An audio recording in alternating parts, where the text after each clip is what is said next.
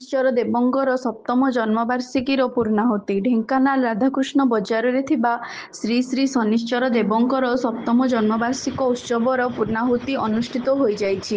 ଗତ ଅକ୍ଷୟ ତୃତୀୟା ଦିନ ସ୍ଥାନୀୟ ବଡ଼ଜୋରାଠାରୁ ପୂଜା ଅର୍ଚ୍ଚନା କରାଯାଇ 25ରୁ ଊର୍ଦ୍ଧ୍ୱ କଳସ ଧରି ସହର ପରିକ୍ରମା କରି ମନ୍ଦିର ପ୍ରାଙ୍ଗଣକୁ ଅଣାଯାଇଥିଲା ଓ ପରେ ଅଧିବାସ ପୂଜା, ମଣ୍ଡଳ ଆଦି ପୂଜା ଅଗ୍ନି ସଂସ୍କାର କରାଯାଇଥିଲା। ଦ୍ୱିତୀୟ ଦିବସ ମେ 1 ତାରିଖ ଗୁରୁବାର ଦିନ ମଙ୍ଗଳ ଆଳତି, ଗୁରୁପୂଜା, ଗୋପୂଜା, ସୂର୍ଯ୍ୟପୂଜା, ମଣ୍ଡଳ ଆଦି ପୂଜା ଓ ସନ୍ଧ୍ୟା ସମୟରେ ହୋମ ଆଳତି ଅନୁଷ୍ଠିତ ହୋଇଥିଲା। ଅଦ୍ୟ ଶୁକ୍ରବାର ତୃତୀୟ ଦିବସରେ ଶନିଶ୍ଚରଙ୍କ ଯଜ୍ଞ, ପୂର୍ଣ୍ଣାହୁତି ଓ ପରେ ପ୍ରସାଦ ସେବନ କରାଯାଇଥିଲା।